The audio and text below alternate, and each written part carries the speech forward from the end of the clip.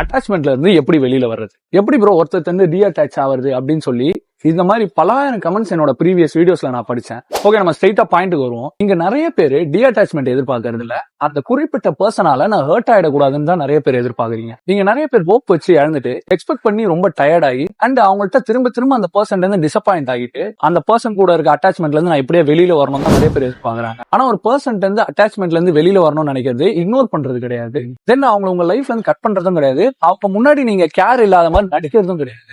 இந்த மாதிரி நீங்க பண்றீங்கன்னா அது பேர் டீஅட்டாச்மெண்ட் கிடையாது. நீங்க ஜஸ்ட் அவங்களை அவாய்ட் பண்றீங்கன்னு தான் அர்த்தம். ரியலாவே ஒரு பர்சன் வந்து அட்டாச்மெண்ட்ல இருந்து வெளியில வர்றதுன்னா என்னன்னு தெரியுமா? நீங்க அந்த பர்சன் கோசரம் வெயிட் பண்ணாலோ, இல்ல அவங்க கிட்ட ரிஜெக்ட் ஆனாலோ, இல்ல நீங்க அவங்கள லவ் பண்ணாலோ, அவங்களால நீங்க எவ்வளவு பெயின் அனுபவிச்சாலோ, எந்த ஒரு ஃபீலிங்குமே உங்களை எந்த விதத்திலும் பாதிக்காம இருக்கிறது பேர் தான் டீஅட்டாச்மெண்ட். இது எல்லாத்தையும் நீங்க ஃபீல் பண்ணுவீங்க. ஆனா என்ன நடந்தாலும் உங்க லைஃப்ல நீங்க உங்களை இழக்க மாட்டீங்க. இங்க நம்ம நிறைய பேரு அவங்க கிட்ட இருந்து அட்டாச்மெண்ட் இருந்து வெளியில வர முடியலன்னு சொல்லி புலம்புறோமே தவிர, ஆனா அது என்ன காரணம்னு சொல்லி யாருமே யோசிக்கிறது இல்ல. அதுக்கு நிஜமான ரீசன் என்ன தெரியுமா?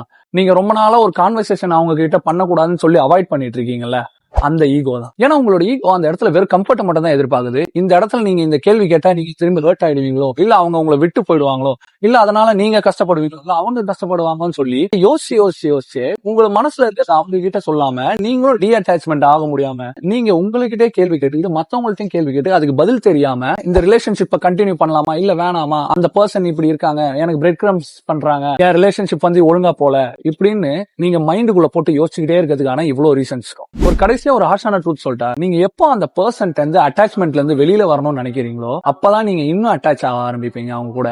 ஏன்னா நீங்க முன்னாடி அவங்க கூட அட்டாச் ஆயிருந்தீங்க, இந்த வாட்டி அட்டாச் ஆக கூடாது டீஅட்டாச்மெண்ட் ஆகணும்ன்ற ஃபீலிங் கூட அட்டாச் ஆகிருக்கீங்க.